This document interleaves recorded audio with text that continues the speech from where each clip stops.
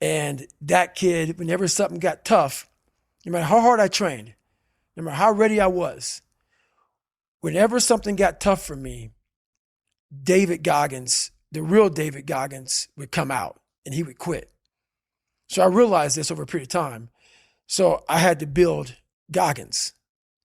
And in that process, I have to go back to that mental lab. And that mental lab is at scratch. That mental lab is in that trained humility. And so that's where I get better. I get better when I'm digging holes in the ground, when I'm waking up early knowing I don't have to do these things. That's where I get better. So it's important to stay hungry. It's important to stay hungry, but it's important more to stay humble within that hunger.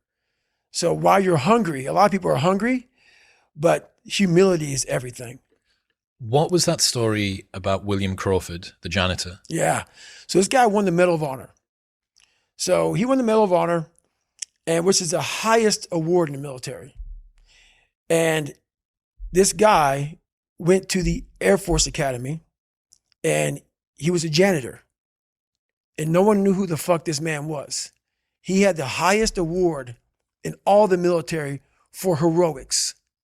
For heroics, saving lives, putting his life on the line. Could have been killed. And he is now basically, cleaning shitters for young kids.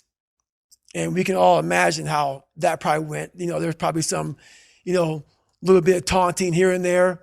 And he just sat there and cleaned the shitter. So that's why he's in my trained humility part, because for this man to be at the level he was and have that kind of humility to go, I'm a Medal of Honor winner, but I'm gonna put that in my closet, and I'm gonna pick up my broom and dustpan, and I'm gonna pick up, this rag and clean this shit for these young men. That right there is amazing for me, man. That's where you grow. That's growth, huge growth. And also it shows that he was doing his job. He was a servant. He didn't look at himself any better than anybody else. And the second you do that, you totally lost. You cannot look at yourself like people with me even. I always look at people. I know where you are. I know where, because I've been there. That's why I help so many people out. I've never been above you. I've always pretty much been beneath you, and that's where my knowledge came from. So I know how to reach those people who are in the dungeon, because I've been there so many times. Speaking of getting too soft, did you see that there was a news story that came out recently about the treatment of SEALs during their selection process?